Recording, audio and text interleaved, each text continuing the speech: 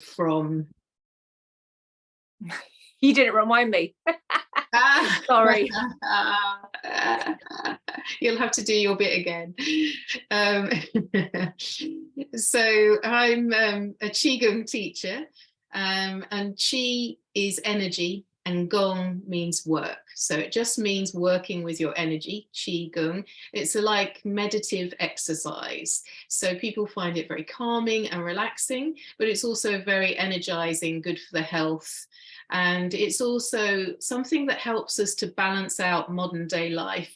And it's particularly good, I feel, for people who are going through bouts of anxiety, including that associated with menopause. So that's why we started talking. I picked up on Qi Gong and Tai Chi when I was in Hong Kong. I lived in Hong Kong after I graduated. I went out there and worked for a while.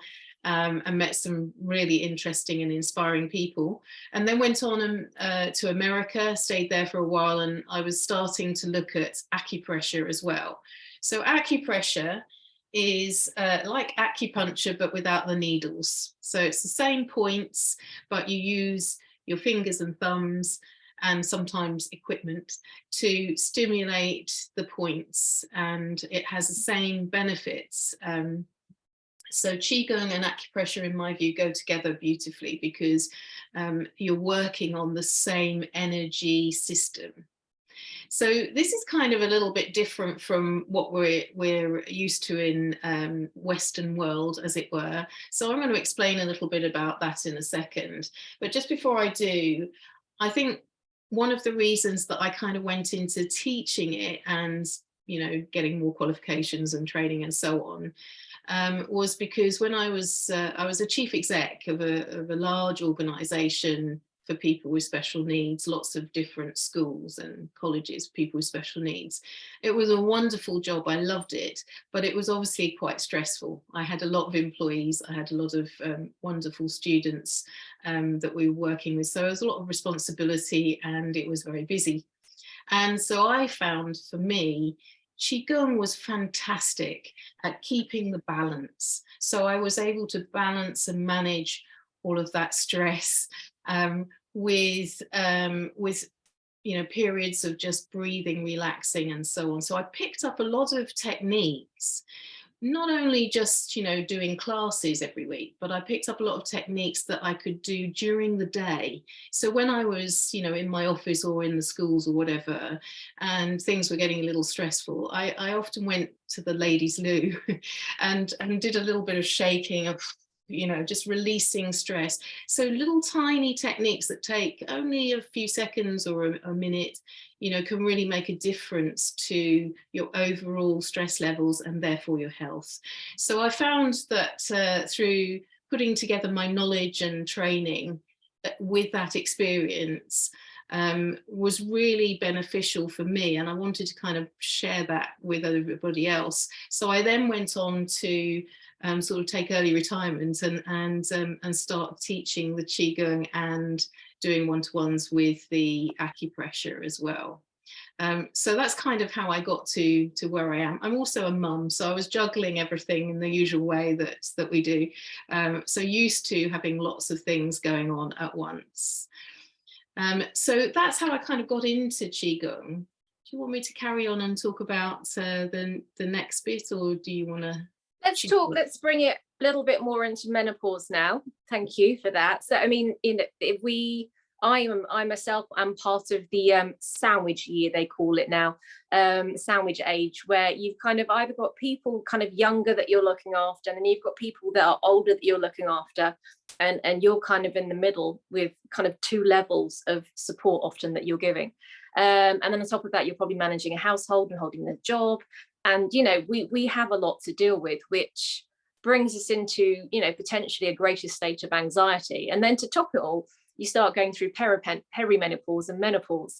Now, I don't know how much you guys know about the menopause process and the perimenopause process, but in short, when you're going through perimenopause, menopause, your estrogen levels are dropping, your hormone levels are becoming unbalanced, and your ability to deal with stress physically lessens.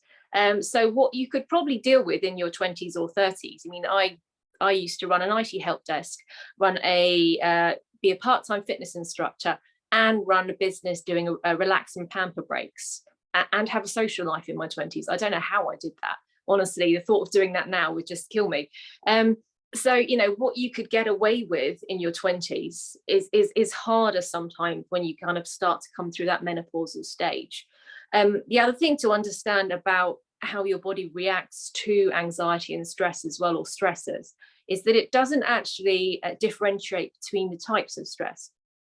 And so therefore it doesn't see the stress as stopping. So you might have, if you've got a small child, you might have a child kind of shouting, and that's kind of one sort of stress, that's shouting at you for something. And then you might have environmental stress, where you're kind of in pollution. And then you might also have a different kind of stress, kind of the stress of work that you've got to do when you kind of go to work the next day. And rather than your body saying, well, that was one stress and it's stopped, and that was another stress and it's stopped, and that was another stress and it's stopped, it sees it as a continual barrage of stress. And that in its turn creates a sense of potentially anxiety. And then if we allow ourselves to stay in that stress level, our body releases something called cortisol, which is the stress hormone. And it's fight or flight. It's basically that caveman instinct. Am I ready to leg it so I don't get eaten by a tiger? But in this current day, obviously we don't get eaten by tigers, but our bodies still do the same response. So we divert our resources into having your muscles ready for sprinting, into your brain to quick response and quick action. And then that means the bits of the body that need looking after, the bits that need repairing, don't get repaired. The bits that work on digestion don't work on digestion. The bits that regulate your hormones to a really nice balanced level obviously are in a state of fight or flight. So the cortisol levels can make you feel quite anxious. And then if you're continuously running on high cortisol, eventually that's got to run out. And that's when you hit your adrenal glands. And I don't know if anyone's heard of the term adrenal fatigue, where you're absolutely shattered, but at the same time you feel jittery and very nervous. So these things are all kind of products of anxiety and stress. And it's really important to understand how your body responds to stress and what kind of triggers these things, first of all. So that's the kind of the menopausal, perimenopausal kind of look at anxiety, and why there are so many more women with anxiety potentially through the perimenopausal or menopausal years. And actually, one of the other things I didn't actually mention as well is the kind of the effect of the stress and the worry can also create a sense of, as well as an energy imbalance, so you feel a bit more tired. This also impacts our lives in terms of confidence and body confidence as well. So, I mean, I certainly in my menopausal years have definitely lost some body confidence. You know, when you have a lot of brain fog as well, sometimes, I mean, if you're very anxious and you're up in that fight or flight, your brain is not thinking clearly about other things sometimes. So you'll have that brain fog. And then, you know, if you get brain fog enough, you sometimes doubt yourself and you think, did I do that? Or am I right? So, you know, just bear in mind the effects of stress and how that can lead into anxiety, and then the long-term and short-term effects on your body. So this brings me nicely back to Caroline, because then I can say, well, what can we do about this? How does Qi Gong help? How does acupressure help?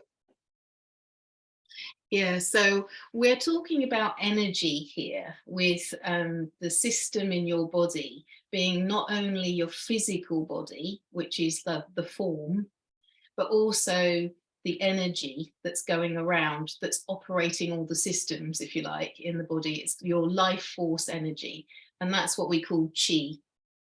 So Qi Gong and acupressure both work on using that energy system more effectively, more efficiently. And what happens is when we get stressed, we tense, our muscles tense.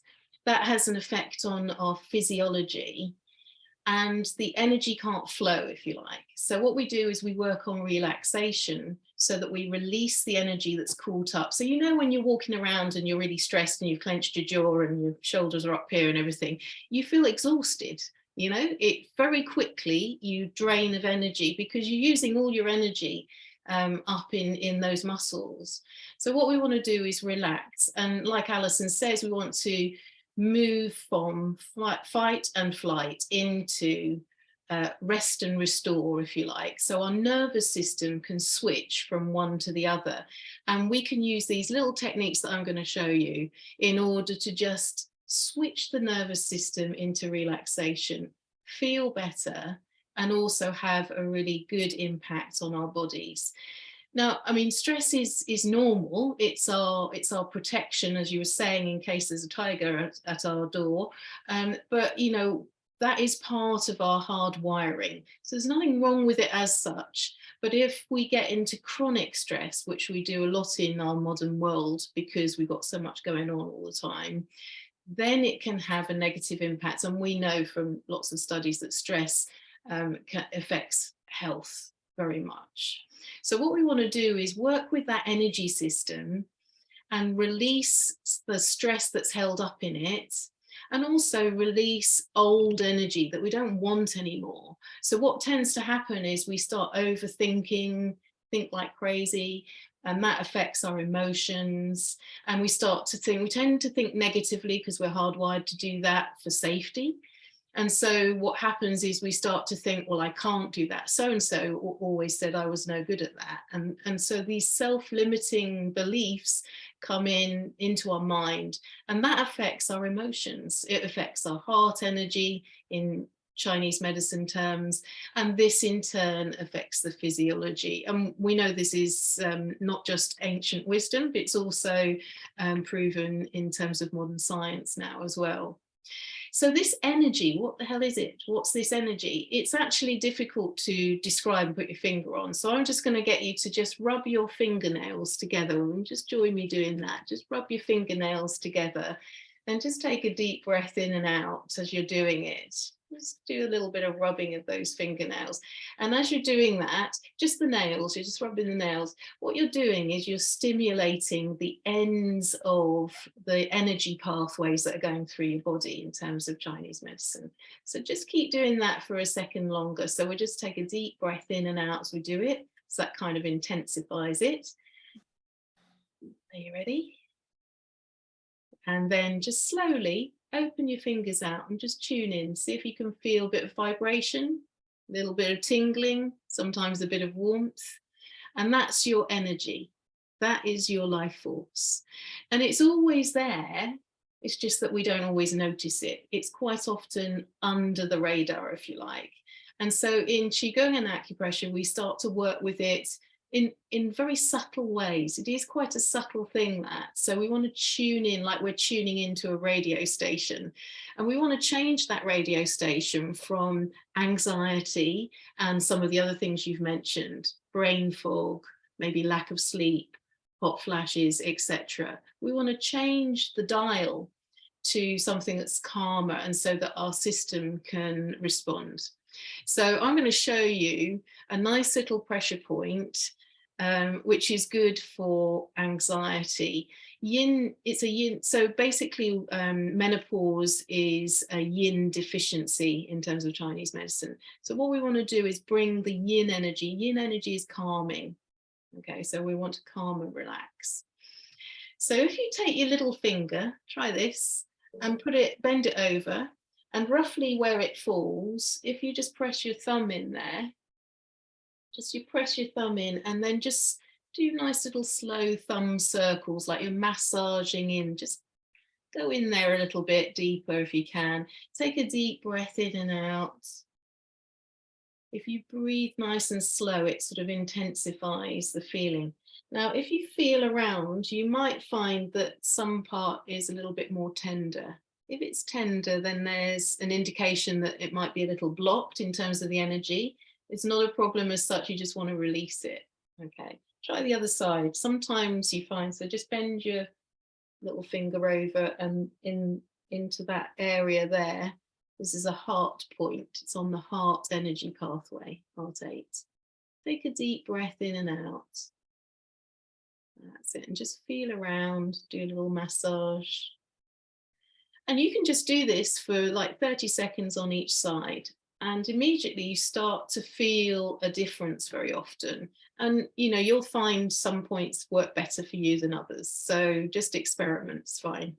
This would be a really lovely one to do, say, because a lot of the time, you know, people that suffer anxiety in the workplace or in the bus. I mean, I had a bit of a panic attack on a flight back from holiday because I just didn't want to come back to real life. You know, this is a nice thing that you could do very discreetly, couldn't you? Just if you were feeling like you were, you know, your head's about to explode a little bit, you could just very subtly do this. It's brilliant. Yeah, absolutely. And this is all these things that I'm going to show you. Most of them you can do sort of surreptitiously, if you like, as you go through life. Now, this one, not so much, maybe. Well, you could do it in the queue at the Sainsbury's, but I'm not sure what sort of looks you'd get. But this is a nice way to just release the energy from your heart meridian. Your heart pathway of energy goes from the sort of heart down the inside of your arm, right?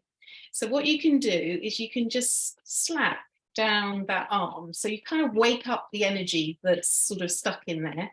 And then when you get to the wrist, just grab the wrist, inhale, and then exhale and brush it off. And this is a really good way if someone's annoyed you or if you're feeling a bit wound up or tense, try the other side. You can just activate the energy down the heart energy pathway, grab the wrist, and then just exhale. That's it. Try one more time each side. I like that, but I think you get through the queue a lot quicker in Sainsbury's. Yeah, you did it. They'd all disappear. So these points that you're working on here, you've got one here that's 3 fingers up from the wrist crease, 3 fingers up from the wrist crease, right?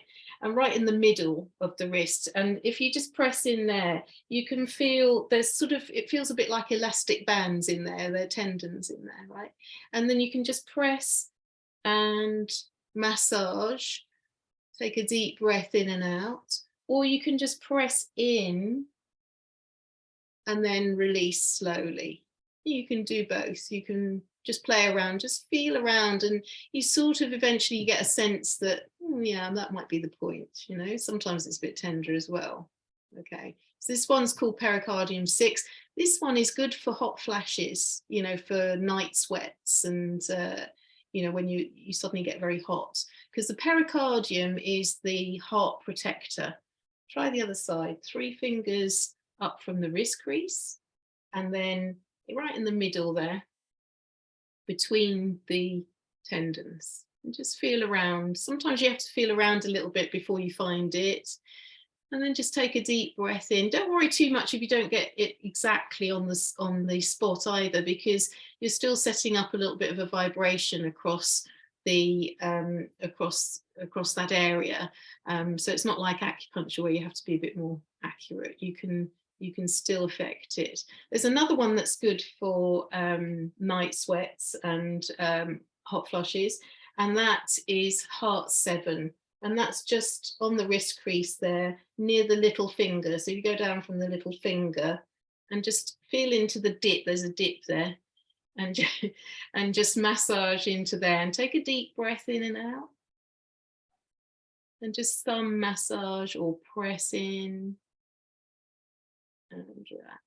And then do the other side. So the recommendation is about 30 seconds to a minute on each side. We're doing it slightly faster because we're just doing a short session, but you can spend a little bit more time, or you can do it this way if you're not in public, as it were, and you can use that sort of motion to also help to clear those points. And in terms of recommendations, I mean, how often would you need to do this to help with anxiety? Can you do too much? You know, when's the best time to do it?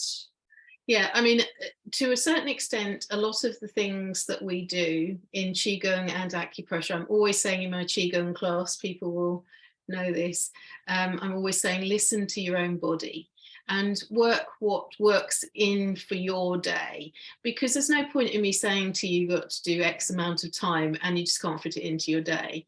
One of the best things to do is when your alarm clock goes off in the morning, just to set yourself up for the day, you can just take a few slow breaths. So breathe in to the count of, say, 4, and then breathe out to the count of, say, 4. So breathe in and the belly expands out.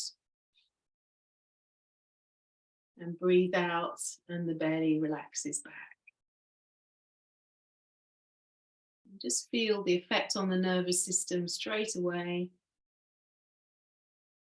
So then when your snooze button goes off again, you're good to go. You're set up with a calm, slow breathing pattern right into the first part of your day. So you can build things into your day. Ideally, if you can, do 1 or 2 classes a week, so you build up your understanding and knowledge and practice and deepen your practice. But during the day, if you can do 10 minutes or 20 minutes. I recommend you do at least 10 minutes a day. But you could do that in the morning or in the evening. Some of it you can do in the shower. You know, you can be creative about it. And there's lots of ways that I build it into my day. So there's a couple of points that I wanted to show you, which I tend to do when I get out of the shower. I put some cream or oil on my skin afterwards, and I just do these points then. And these are good for hormonal balance. So if you're perimenopausal, particularly good. It's also good for things like water retention, and they're kidney points. So these are the last 2 I was going to show you. So just if you can cross your foot over, hopefully you can see me.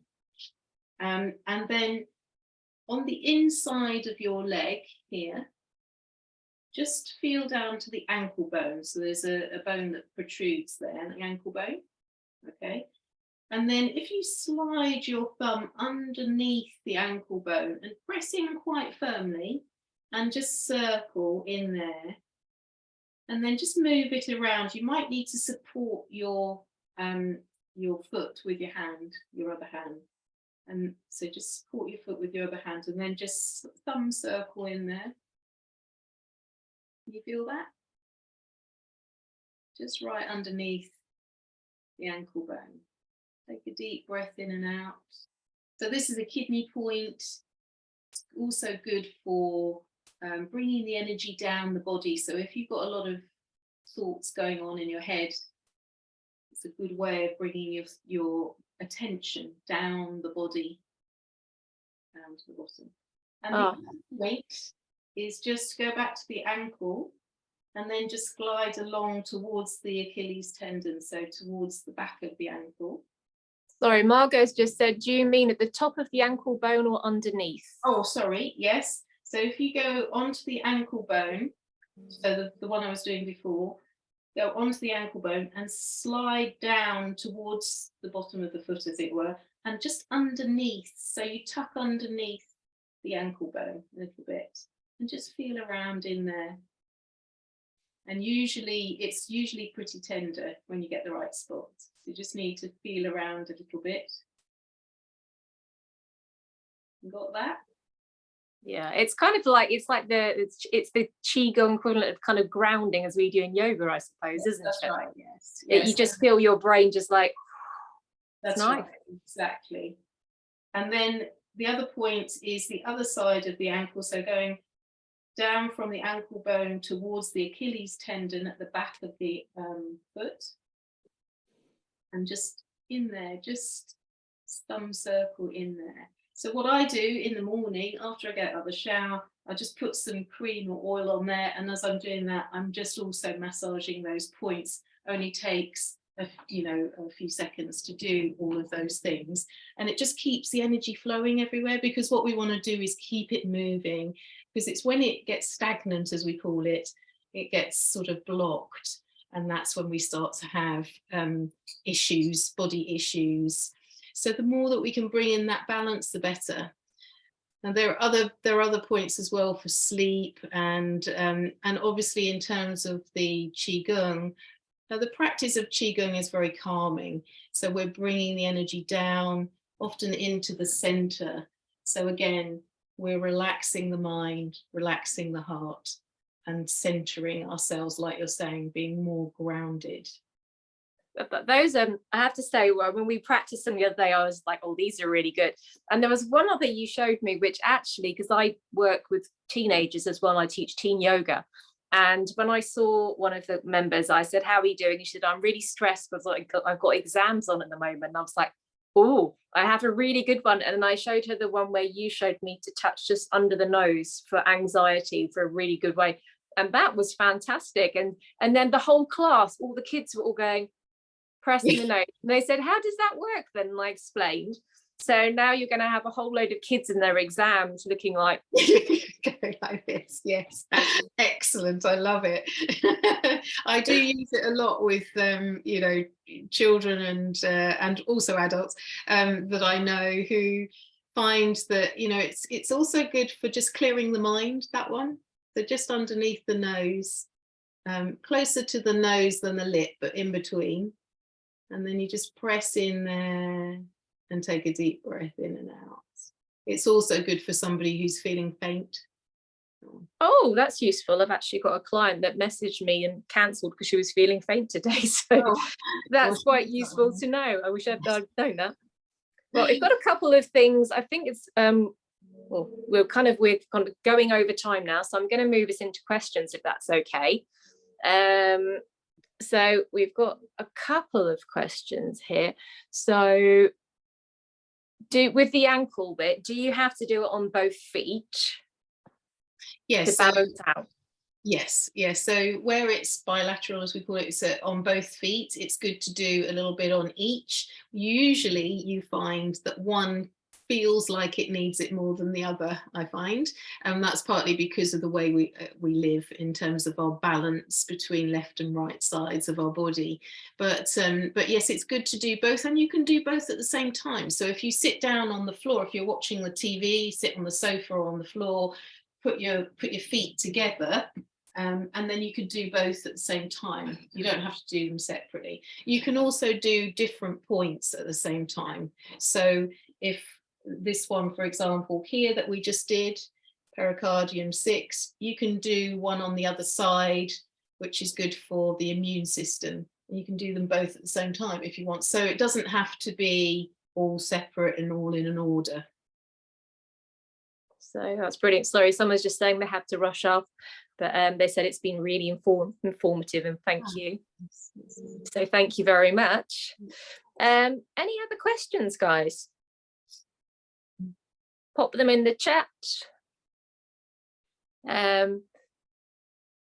Actually, whilst we're popping in your questions, maybe Caroline, you could give us out, if you had to choose one thing to help people, perimenopausal women, menopausal women, or just people going through anxiety, what would be your top thing to do? Yeah, I think probably the key thing to do is to slow the breathing down. And we're used to breathing up here a lot of the time. We get stressed, and you know, when you get stressed, you breathe really shallowly up here, you know, you sort of pant, and of course that means that your body then switches into fight and flight because it thinks, oh my goodness, there's a bear chasing me. So what you want to do is just take a couple of slow deep breaths into your belly and let your belly rise as you inhale, and then relax back to the spine as you exhale. And it's quite difficult to do in the moment, and you have to sort of practice it. So sometimes I think it's better to practice it, like I said, you know, when your alarm goes off first thing in the morning, before you kind of get involved in a stressful situation or any anxiety pops up. And then when it does, you've already kind of practiced that rhythm of breathing. It's easier for you to think, oh, I'm feeling anxious, or I'm having a hot flush, or whatever. I'm going to breathe slow. And then you take a few slow breaths, and you can do that anywhere. You can do it when you're driving, on the bus, you can do it while you're washing up, you can do it in a meeting. And actually, one of the interesting side effects of the slow breathing is because it resets your nervous system, you're calmer, your mind calms as well, but also it affects the people around you. And you'll be fascinated by, you know, just pick up on that, just notice, oh, just my breathing slowed down, and then that person was less stressy. So I used to do this experiment a lot at work when I was a chief exec, and I actually found in the end that when situations were spiraling, what I would do was I had this sort of vision in my head of a hovercraft, and I used to just like go like that in my mind and slow my breathing down. And then everybody around you starts to try and go in with your rhythm. And so everybody else starts to calm down. So it has a knock-on effect, which is just amazing. You try it, you'll be surprised. Fascinating. So you mentioned like using the snooze button when you get up in the morning, but actually one of the things we talked about when we practiced a lot, we haven't mentioned it at all, is quality of sleep and how important it is for resetting your hormone levels, resetting your cortisol levels. But, you know, what if you can't sleep? Somebody's already asked, are there any points for sleep? You know, what would you suggest if somebody's having trouble sleeping? Yeah. So sleep is, in Chinese medicine, is to do with the heart, energy of the heart. So a lot of the things that we've already covered will benefit sleep as well. And that slow breathing in terms of thinking of perhaps waves coming in and out on a beach, on a nice sunny beach, helps to slow your whole system down and move into parasympathetic nervous system, which is the rest. And I find that if I wake up, if I just slow my breathing down with that nice pattern, I start to slip back into sleep. Acupressure wise, you can use this point here. Don't use this one if you're pregnant, though. That's the only thing. It's particularly for acupuncture, it's indicated, but for us, it's probably best to avoid it if you are pregnant. But 3 fingers up from the ankle, so where we were before, the ankle bone, and if you just put 3 fingers up from there, and then after your 3rd finger, just put your thumb in there and just feel around until, same sort of principle, feel around until you find the spot. You'll just know. So sometimes it's not quite in the same place on each person, so just feel around until you find. Sometimes you feel it sort of almost click, and sometimes you just sense it, and different people have different ways of doing that. And you can just massage it and just breathe nice and slow. Again, this brings obviously the energy down as well. And another one that's good for, you can do it on both legs. And another one that's good for just relaxing just before you go to bed is also good to do, is just on the bottom of your foot. If you curl your toes up, and in the dip there, where the toes curl, just sort of under the ball of the big foot, that point there is really good for bringing the energy all the way down the body, which helps you for sleep. Or you can use a rolled up sock or whatever to do that. And the other one that's really, really effective is just to inhale and draw your arms up. You don't have to do the arm bit, you can do it in your head if you want. And then just use a sound to bring the energy down. And there's something called healing sounds, which we haven't got time to cover really, but the healing sound for sleep is H-E-E.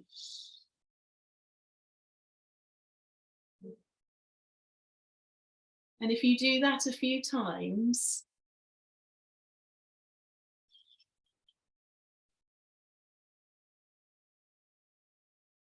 you find that it really calms everything down, and it's really good for settling into sleep. Oh, that's brilliant. Thank you. You know, we've got so many different solutions now. We'll be super sleeping amazingly and super chilled and super relaxed. So I'm just going to check the chat. If anyone else has any other questions, I'm going to say pop them in now. Otherwise, Caroline's details are in there already, and you should have my details from the Eventbrite as well.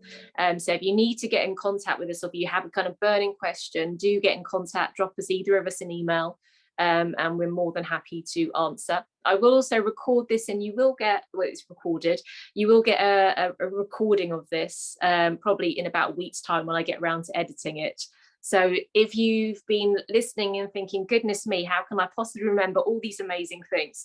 Then, you know, you'll have it to tap. And then once you've done it a few times, it will be, you know, hopefully it'll be logged in there for good, and you'll be able to help yourself on a regular basis. So thank you so much for joining us, guys. Thank you, Caroline, for taking time out of your evening. I've actually learned loads.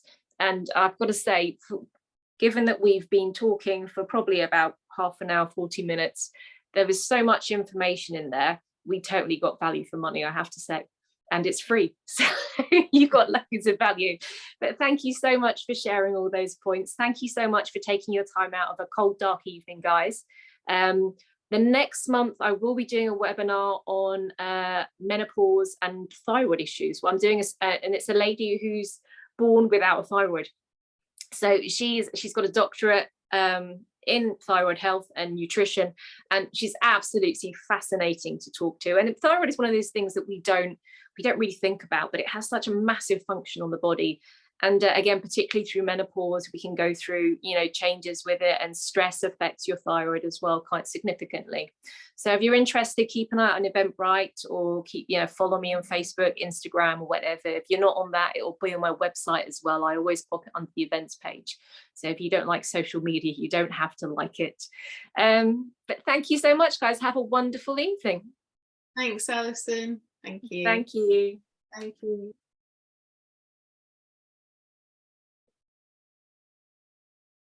Go. Brilliant. Thanks, Caroline. Thank you. Oh, hang on, let me just go in. Do you know Victoria Norton? I don't know. Yes, I do. She's my sister's friend. Ah, nice. So, which is really good. I'm just going to.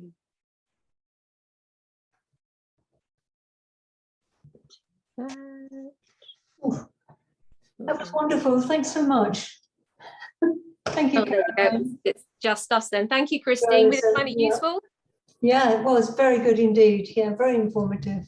Well, out of time as usual.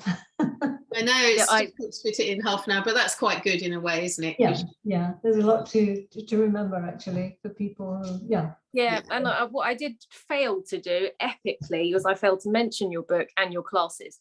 But when I send it, which but I will when I send out about what we're talking about. That's why. I know, but when I send it out when I send it out to everybody that's booked, they will all get that as well. So I'll put it in the and say, if you have any further questions, then this is where you can come as well. So. Yeah, they can always email me anyway. And also, a lot of those points and the thing is, I mean, there's loads more, even for the same conditions, but when you're working with someone, you tailor it to them, so a lot of the time, people will find that some points will work better with them than others. And, I mean, I could have covered hundreds really, to me, it's like, so some people might, sometimes I often get emails from people saying, I've got such and such going on, is there anything you can suggest? So but what I will do as well is the end of the recording, I'll do a screen grab of your book cover. Oh yeah, thank you. Yeah, lovely. So that when they see it, they'll see your book cover, they'll see your details, because on Eventbrite you're not allowed to put marketing stuff for other stuff here, that they're quite funny about it. So you can do your webinar, especially if it's as a free one. They don't like you doing free. But then if I do the video and put it at the end of the video, then they can't do anything about it. Yeah, that's fine. Yeah, no worries. It's nice to talk about it, and hopefully, even if it just helps one person, it's good, isn't it? So absolutely. But I think you definitely help more than one person then. Good. And did the cats enjoy it, more importantly? Dango is fast asleep. Hang on. Well, we were very exciting then.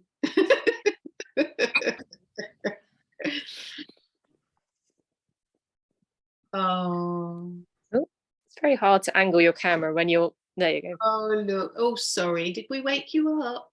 I'm terribly sorry. Excuse me. me. What are you doing? You sort of look on the face. Yeah, he's not happy, but there you go. Oh, let me stop. I'll cut this out anyway, don't worry.